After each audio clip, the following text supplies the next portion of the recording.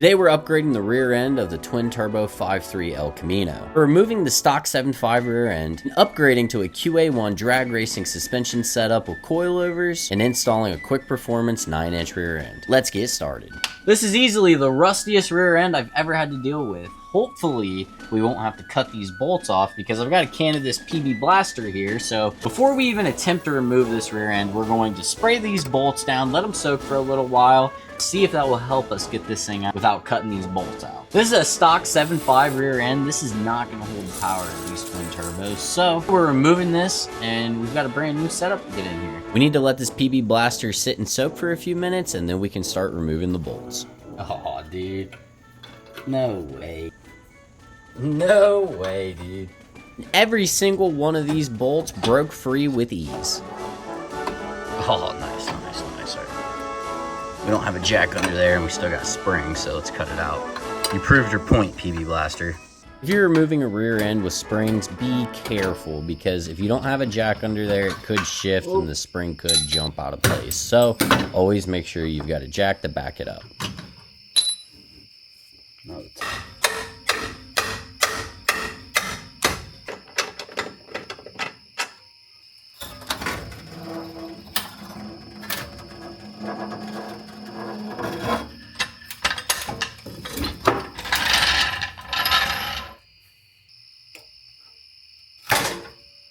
This is a quick performance 9-inch rear end that we're getting installed into the twin turbo El Camino. This thing should hold plenty of power for what we're making right now. And also, before we get this thing in the car, we're gonna have to go ahead and paint this black. And we're not just spray painting it so it looks good, we're spray painting it to protect it from rust. But if you like the bare metal look, you can always just clear coat it. Gotta let that primer dry. Some help from my little brother, I was able to drag this 7.5 out from underneath the car, or truck, whatever you wanna call it. Now my little brother Justin is going to sand the rear section of the frame so that we can get a fresh coat of paint on that as well. Eventually we're going to have this frame sandblasted and painted correctly, but this will do for now.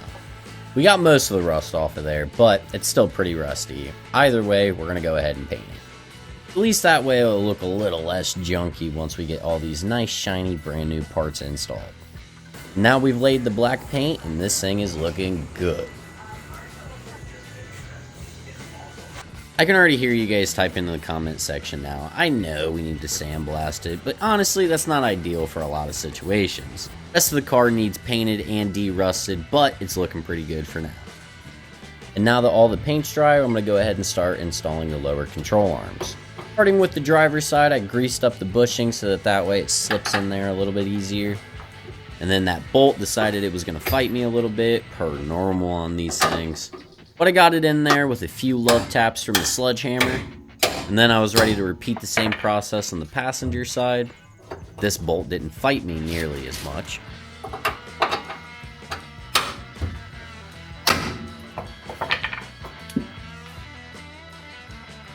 And now we can move on to installing the upper control arms. These things are super cool because they're adjustable, so we can adjust the pinion angle and basically the angle of the rear end in general. This will also help with better launches off the line. Adjusting the uppers changes how the rear end reacts when you leave the line. You can calm down wheel hop and get the car to plant instead of doing something unpredictable. Now that all the control arms are installed, we are ready to set the rear end in place. It's a little bit harder of a task if you're doing it by yourself like me, especially if you don't want to scratch this brand new paint job you just threw on it. So I had to do some awkward stuff and crawl around just to get it in. But I set some jack stands up so that way I could set the rear end on the jack stands and then fight the control arms into place. Now we're ready to start assembling the coilovers.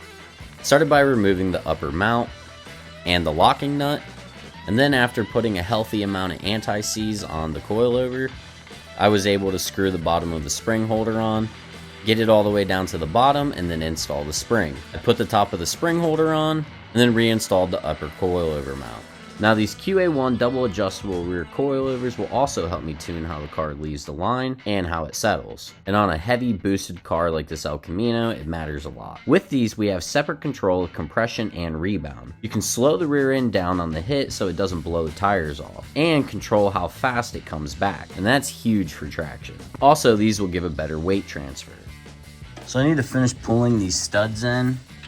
I've got most of them in already, but let me show you how I did it. Put the stud in there, and then I got another nut that was a little bit bigger to space it out. And then I got a nut that wasn't the locking nuts that go on there, so that when I drove it home, it didn't destroy the locking nuts. And then this pumpkin I got from Quick Performance actually came with a gasket, which is super nice. Make sure you have it in the right orientation and slide that thing on. And installing this pumpkin by yourself is not fun, let alone trying to film it on top of that, so I'm sorry for the quality of the video. This thing was a task to get up there. Almost got it in there, but for some reason it's wanting to go wonky on me. Next up on the install list is adding the axles. I greased up the ends of the axles, and remember, if you're doing this exact build with a G-body, one axle is longer than the other one, so make sure you have that correct before you go and put this in place. And these can be a pain because when you're sliding them in, you've got to like feel around, lift up, lift down until it slides into place. These are 35 spline axles, so they should handle some serious abuse. What's also nice about this rear end upgrade is in comparison to the factory 7.5, this 9-inch actually has C-clip eliminators, so we don't have to worry about the axle popping out midway down the track. And then we repeated the same process on the other side. Another thing that's nice about these axles is you can actually order them with the factory style lug nut studs. Now you don't have to do it that way, it's just an option, and that's what we ended up doing. Now that we've got both axles in place, we're going to go ahead and grease up the wheel bearing and drive it home. And by drive it home, I mean I'm going to take a board and I'm going to protect the axle and I'm going to hit it until it goes into the pumpkin. Now, you need to make sure that you are seated into the pumpkin. You'll feel it when you slip the axle in there and it will start to push in, but the wheel bearing just needs a little bit of convincing to get all the way in there. Repeat the same process on the other side, and then after we're done with that comes the next fun part of assembling the brakes, and then we're going to put the ends of the axle housings on and mount the rear brakes on at the same time. Next up, we need to put together these wheelwood brakes for the rear. This is a two-piece rotor setup that you have to assemble yourself, so I'm going to walk you through this as best I can.